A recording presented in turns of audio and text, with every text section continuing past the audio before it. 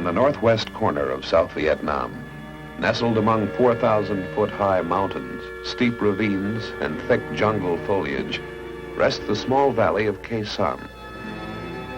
At this time in history, it is calm and peaceful. But from January 21st to March 31st, 1968, it was the scene of one of the most bitterly fought and highly publicized battles of the Vietnam War. For 70 days and nights, a determined group of 6,000 Marines and Allied troops held out against a besieging force of 20,000 North Vietnamese. Was Khe Sanh worth it? Why did the U.S. military command feel it necessary to defend this outpost? This is its story.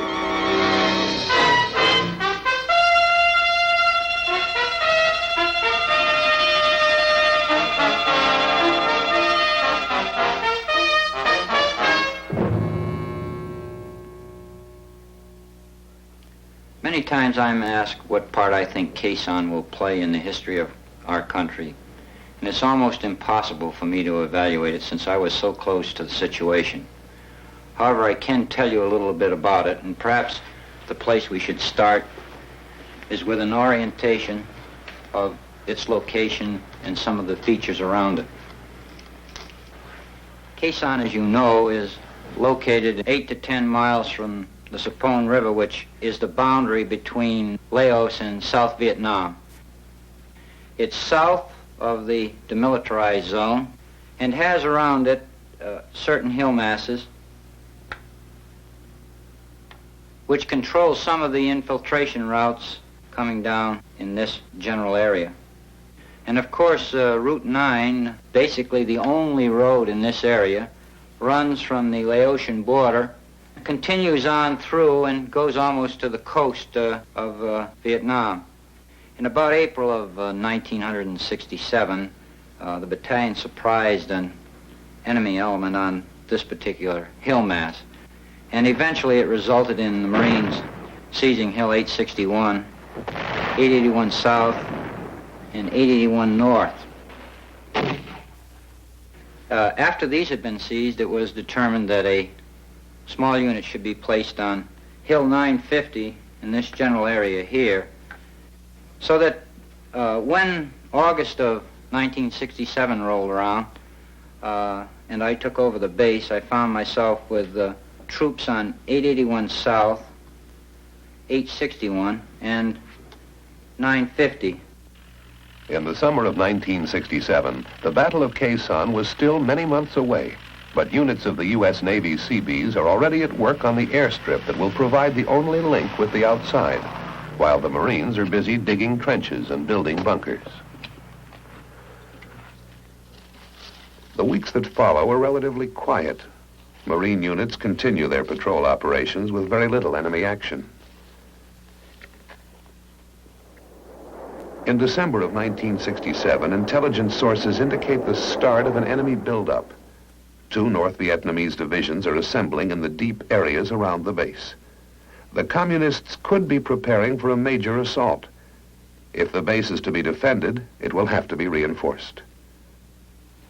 The decision is made by General William C. Westmoreland, top commander of U.S. forces in Vietnam. The Marines will stay and fight.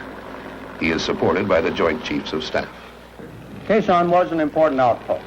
If the enemy had taken this outpost, I think the province of Quảng Trị and the DMZ area would have been in jeopardy. The enemy had planned to take it as part of his Tet Offensive. At the same time, he had planned to overrun Quảng Trị City, seize and hold Hue, and to roll up our defenses south of the demilitarized zone. If he could have seized that plateau, he could have run trucks with ammunition, logistics, and even conventional artillery into the Khe Sanh Plateau, and certain of our installations further to the east could have been made untenable. Now, we saw the enemy building up his forces in order to siege and eventually overrun Khe Sanh as he did Dien Bien Phu in 1954. The weather was very poor. In October, we had only 1 battalion there. In November, we increased it to 2 battalions. December, we kept 2 battalions there, but in January, we reinforced it with 2 more battalions, all Marines. We then put a Ranger battalion in there. I wanted to put into Khe Sanh enough troops that I thought could hold it against ground attack.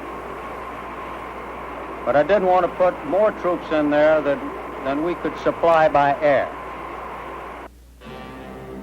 Khe Sanh and Dien Bien Phu. The comparison was natural. In August of 1954, French paratroops had moved into the Viet Minh stronghold, then a part of French Indochina, located in North Vietnam. Bringing in heavy artillery, tanks, and equipment, they prepared for the Communists' attack led by the North Vietnamese general, Vo Nguyen Giap. But the French found themselves outmanned and outfought. They were surrounded, cut off from their source of supplies and reinforcements by a superior artillery, crippled by a lack of air power, and crushed relentlessly in Giap's powerful nutcracker. The end was inevitable. The French were overrun, forced to capitulate. The defeat brought an end to the Indochina War. 2 months later, the armistice agreement was signed at Geneva. Vietnam was partitioned, Laos and Cambodia neutralized. French influence in Southeast Asia collapsed. The Russian communists were quick to congratulate the victors, Ho Chi Minh and his brilliant General Giap. Now, 15 years later, the same General Giap is determined to repeat his victory at Khe Sanh. By January 1968, the stage was set. Inside the 1 mile by 1/2 mile perimeter of the Marine garrison were 6,000 U.S. Marines, a battalion of South Vietnamese Rangers, and a handful of Air Force and CB support troops. Burrowed in bunkers and hidden under the triple canopied foliage that covered the surrounding slopes was the largest and best equipped force ever mustered by the enemy, 20,000 North Vietnamese Army troops. On the 19th of January, there was a recon patrol which had gone out in this general area north of Hill 881 North and ran into considerable trouble, and it really developed into quite a tense situation, but eventually we were able to get them out and brought them back to Hill 881 South. So the next day it was decided that we should go out and clean out this enemy force which had evidently come in the 881 North area. So we sent one of the companies from 881 South towards 81 North, and they banged head-on into what evidently was a NVA battalion. This was a day-long fight, and by nightfall they were still in contact in heavy action, and with nightfall coming on, we withdrew them back to Hill 881 South. We had plans to go out the next day, but then on the morning of the 21st, about 0500 in the morning, the base received heavy mortar, rocket, and artillery fire. Almost simultaneously, Hill 861 came under attack from about a battalion-sized NVA force, and that no sooner got started than down here in Khe Sanh village, CAC unit came under attack by about a battalion. So we had 3 things going at once, and naturally my concern was with all of these forces which are around me. As you can well imagine, I began to become concerned that they might start closing the base. However, it didn't take very long to really upset me when, in a few minutes later, after this whole thing is boiling to a pot, that the ammo dump went completely up and with rounds flying all over the place.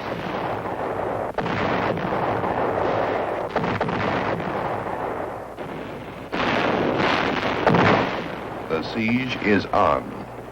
The North Vietnamese launch a massive artillery attack. The Americans counter with record airstrikes and artillery, and the B-52s start their aerial bombardment.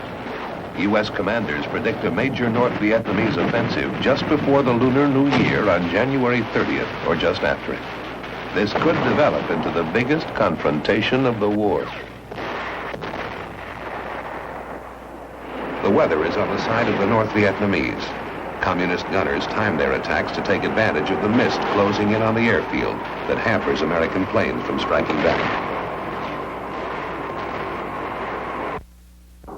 January 29th. American intelligence reports presence of a 4th North Vietnam regular division in the Khe Sanh area, bringing the total estimated enemy strength in the area to approximately 40,000 regular troops. Half of these appear poised for the attack on the garrison. General Westmoreland positions his reserves of about 15,000 Army troops plus a 5,000-man Marine regiment at Phu Bai, about 60 miles southwest of Khe Sanh. In early February, the enemy again tried to take the 861 complex. However, this time they made an effort on its twin sister 861A.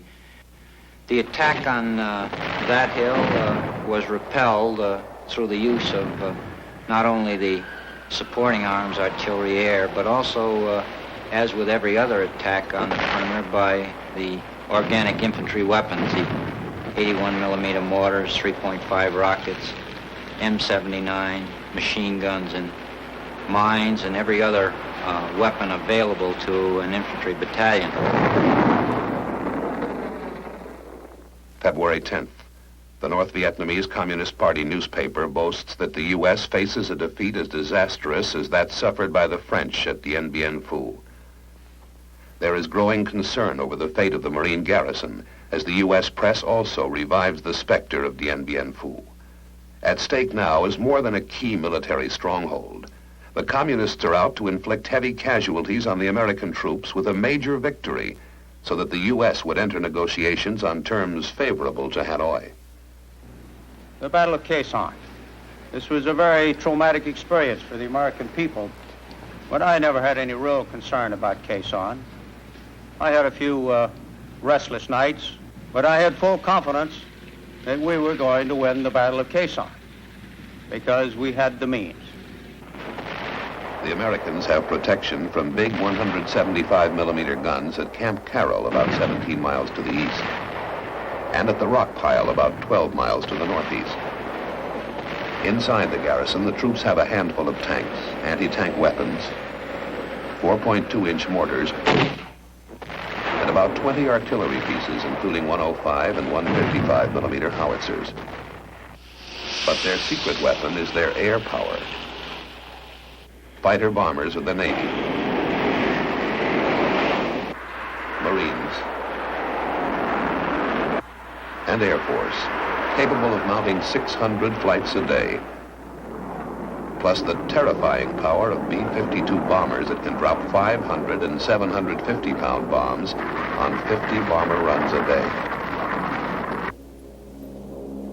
And then there are the supply planes, giant C-130s and 123s that build a lifeline through the shrapnel-infested skies to keep the Marines supplied with food, ammunition, medical supplies, building materials, and mail from home.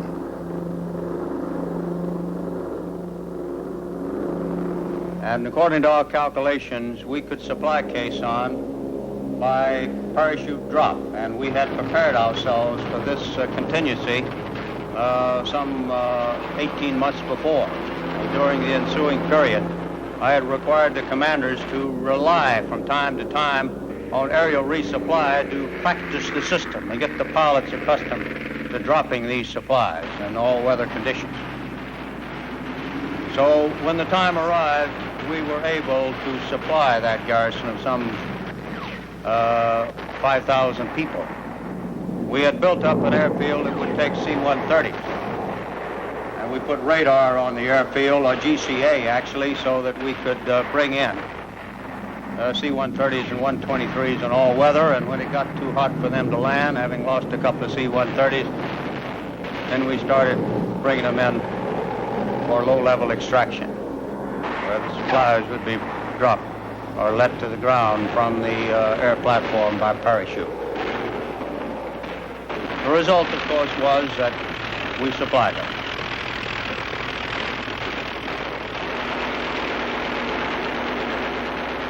February 13th.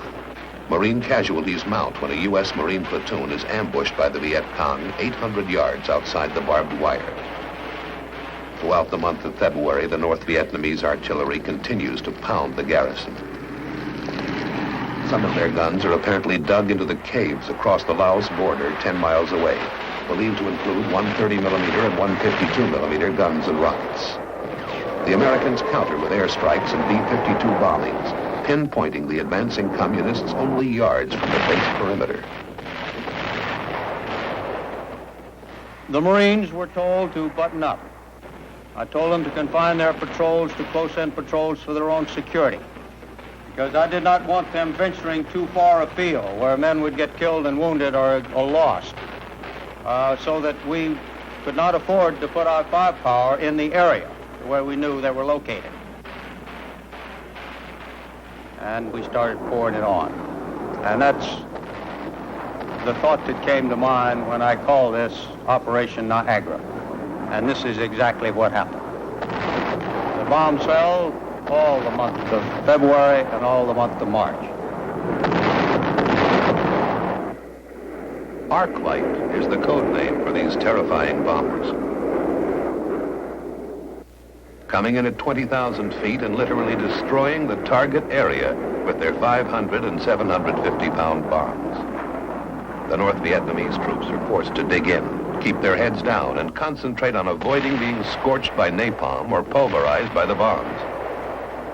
When bad weather comes, and at night, they bomb by radar, pinpointing their targets by means of a ground-controlled system called Sky Spot. February 22nd. Troop movements have indicated that the enemy is massing for the long-awaited attack. The defenders waded out, sandbagged bunkers and trenches, their positions surrounded by tangled coils of barbed wire studded with explosive charges and claymore mines. The incoming artillery fire, rockets, and mortars of the enemy continue to pound the garrison.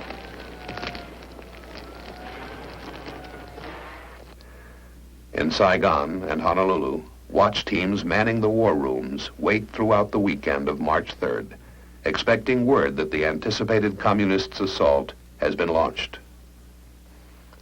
From the communists' viewpoint, the weather conditions are ideal, and American intelligence reports indicate that the all-out attack should come early Monday morning. But it does not develop. Apparently, the communists are unable to mass their troops for the attack because of the airstrikes and heavy bombardment.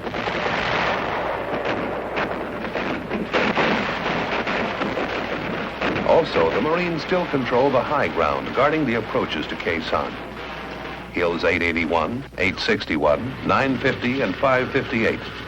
So far, the enemy has been unable to take any of them. March 13th. This is the 14th anniversary of General Giap's attack on Dien Bien Phu, and time is running out for the communists. The Marines spend a relatively quiet day, waiting and watching. As I reflect back on it, I can remember that the news stories coming out were talking about the agony of Khe Sanh and so forth and so on. I'm reminded of the story of the, and I know this to be true because I was standing there, Italian newspaper man came in and went around the base for a little while, met a lot of people and talked to people, and then he come back over and he said, he says, you know, he says, everybody you talk about the agony at Khe Sanh. He says, I see no agony. He says, you got the apple, you got the orange. He says, but on the other hand, I don't see any ecstasy. And I think this is probably the way that all the men felt, that there was certainly no joy to it, but that the agony, there was none. The morale was good and outstanding. And everybody had a job to do and did it.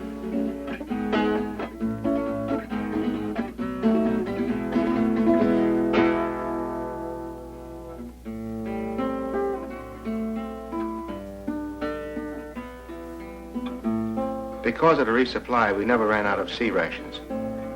You could take a walk through the trench lines and the bunkers and find an array of menus being prepared. Some of them were quite elaborate. We'll just call them casseroles. Of course, these casseroles had various names. Several in particular that I remember, we'll call Khe Sanh Special. I think that was beef and chicken. cooked viewed together. Another one was called a Hippie's Delight. That was just about everything thrown in the pot together. And there were another one called Mulligan Stew. That was my specialty. I only had 3 meats in this type of stew. We beefed it up with hot sauce and meat sauce, and it was quite tasty. March 26th. The enemy closes in, digging tunnels and working their trenches close to the base perimeter. 5 times they have probed the garrison's defenses, hitting the perimeter in battalion strength. But each time they're thrown back. The enemy is still unable to mass for the all-out attack. March 27th. The enemy has withdrawn one of his 2 divisions, and substantial elements have been withdrawn from a 2nd North Vietnamese unit. Now the heavy U.S. bombing and airstrikes only heighten the desire of the remaining North Vietnamese troops to get out as the monsoon lifts and the weather clears. The Marines move out of their trenches and bunkers to seek and engage the enemy on the ground. And on the 1st of April, the weather broke, and we were able to exercise our contingency plans by moving the 1st Cavalry Division, reinforced by a regiment of Marines, up Highway 9 to make a ground link-up, and the Marine engineers opened Highway 9, and we've been rolling trucks over it ever since. These are the relief troops of Operation Pegasus, 30,000 men strong, a joint force composed of the 1st Air Cavalry Division of the U.S. Army and South Vietnamese troops. Sweeping down from the narrow highway from the north, they see little of the 2 North Vietnamese divisions that had surrounded the base. The enemy has left, silently pulled out and given up the battle, leaving in his wake a scarred and churned up landscape, blown up and destroyed bridges that must be rebuilt before the convoy can proceed, and hidden mines that must be found and exploded. Fleets of helicopters lift men and artillery into the hills surrounding the base.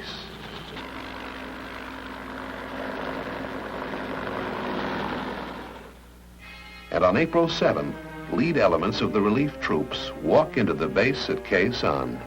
The long siege is over. It is my conservative estimate that 15,000 men were knocked out of action during that period of time. The result was that we broke his back, and he has not regained his strength since. We captured documents on the battlefield that attest to this. And we've learned from these documents that we not only killed a lot of the enemy and destroyed great quantities of his supplies, but we also made it so hot in that area that he was having great difficulty with desertions. Up to 20 to 25% of companies, according to these documents, deserted and just took off. And I think this is the first time in history where a siege of that magnitude has ever been broken by air power, but it was. And once it was broken by air power, and this was our strategy, it was exploited by a ground operation. But his back had been virtually broken when the ground troops arrived. The aerial bombardment on the North Vietnamese at Khe Sanh was the most intense in the history of warfare. In all, from January 19th until March 31st, more than 103,000 tons of bombs were dropped on the besieging force. Navy, Air Force, and Marine pilots flew more than 24,000 sorties, including 2,500 by B-52s. In addition, the enemy was pounded by more than 100,000 rounds of artillery and mortar fire. After Marine units moved out of Khe Sanh into the surrounding terrain, they discovered hundreds of North Vietnamese bodies in shallow graves. Total enemy casualties for the period were estimated at more than 15,000. Marine losses were 204 killed and 1,622 wounded and evacuated.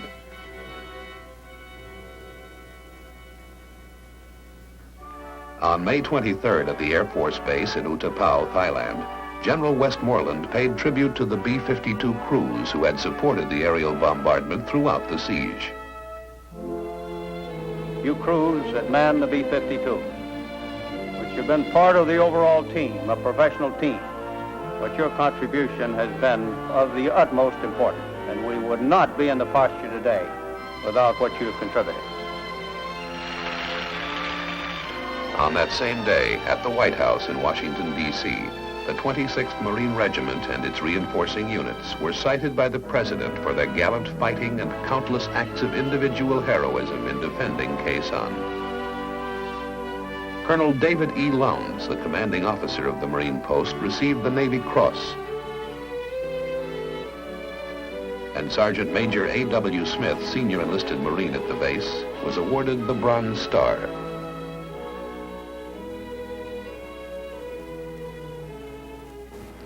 Some have asked what the gallantry of these Marines and airmen accomplished. Why did we choose to pay the price to defend those dreary hills? The fortress at Khe Sanh straddled critical supply and infiltration routes that the North Vietnamese were using. Route 9, which it commanded, was to be a major avenue for the enemy into populated areas and into the cities of South Vietnam. By pinning down and by decimating 2 North Vietnamese divisions, the few thousand Marines and their gallant South Vietnamese allies prevented those divisions from entering other major battles, such as those for Hue and Quảng Trị. I believe that our initiative toward talks with North Vietnam was greatly strengthened by what these men did at Khe Sanh, for they vividly demonstrated to the enemy the utter futility of his attempts to win a military victory in the South. Brave men such as the 26th Marine will carry on the fight for freedom in Vietnam, and soon, God willing, they will come home. We would like nothing more than to see that day. But until they do, we shall express, at moments such as these, on behalf of all our American people, our great gratitude for the protection they have given us and our great appreciation for their selfless bravery. At Khe Sanh today, the airstrip is deserted, and the trenches and bunkers have long since been abandoned. The defenders have gone, as the changing nature of a changing war imposes new requirements on military strategy. The battle that was fought here will now take its place in history. Perhaps someday historians will call it the most important single battle of the Vietnam War. Only time can determine that.